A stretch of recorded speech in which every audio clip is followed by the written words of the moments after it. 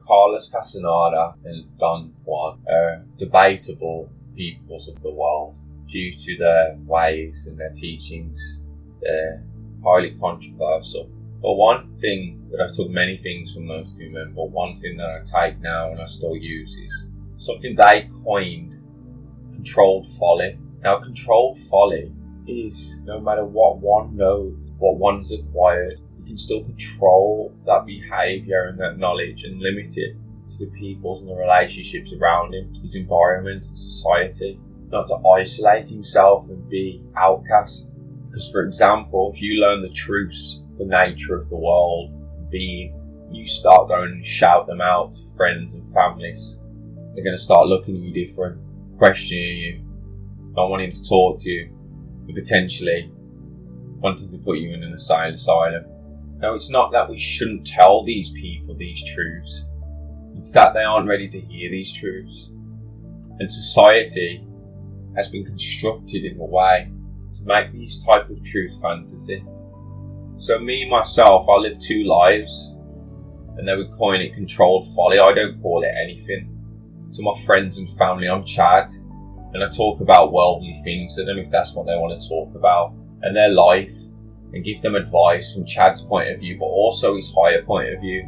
But nowhere along the line do I force my opinions or my beliefs onto them and start talking about extraterrestrial things from outside of this realm, internal travel and the soul, and there's only one and everything's connected. Not unless it calls for it. And to them, I'm just like everybody else. But everyone knows from my YouTube that there's a lot more to me. There's a higher side which I have found, which is me. And that higher side is beauty, but it is also misunderstood. And in today's society, it is coming more present and more aware, and there are more of us waking up. And these truths are becoming more and more known. We still cannot yet go shouting around the truths of the world. It just isolates people. Think of Jehovah's Witnesses and Mormons, how they used to come and knock your door. It was the worst thing, and everybody hated them for it because they forced their opinions onto people. People need to come to these conclusions and knowledge themselves, and only if they ask for it then it should be given. And we should not judge others and look down on them and hate them because they do not know this. It is just that they do not know it yet. So to my fellow brothers and sisters out there that have got great wisdom and knowledge, do not be downhearted that you cannot share this with the world, because that is your truth. And there are people out there you can share this knowledge with, and you are finding them now as you are aware. But not everyone can understand this information. And if you are one of those that want to shout it from the rooftops and tell everyone, go ahead, that is perfection. But understand not everybody is going to accept you. So if you want to stay part of the world and have the relationships that you currently have, the knowledge you have, control your folly. But that is not the only way. I appreciate all peoples that are shouting from the rooftops. I admire, because I am not doing that. I live for my nan, my girlfriend and my family. I'm still here for them, but I'm here for the world too. And everything works on two levels. There's no point me shouting about the higher truths when people don't know the steps below that. We need to get them up the first steps first before they can rise above that. And everyone shall get to that place. And no, this is not lying, because as I've said, if anyone was to ask, you tell them the truths. If they want to know, you tell them the truths.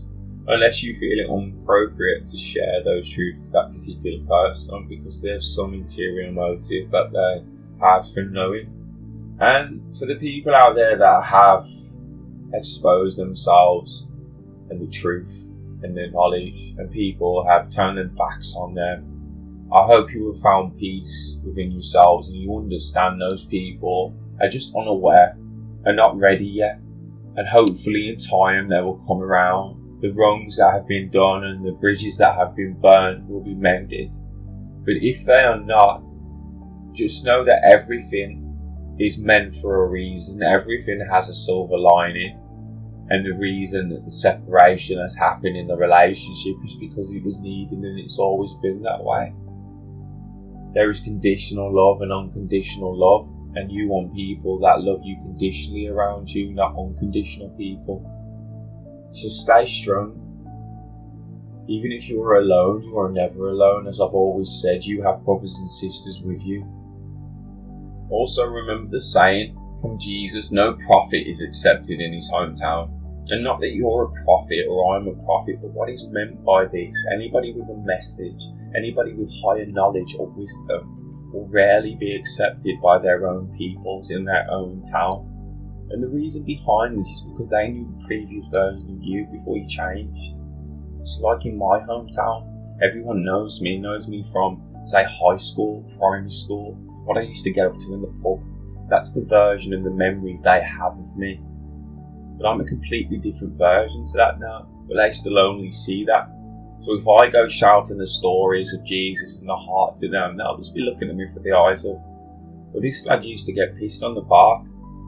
Our hometown, our home peoples will always remember past versions of ourselves. So remember that. And again, do not try to judge them for that, because they only hold the memories of those versions of you, or that version of you. They do not see the new one. And it's hard to replace that previous version with this new version that contradicts. Do not lose faith, hope. Stay true to you. Peace and love to everybody.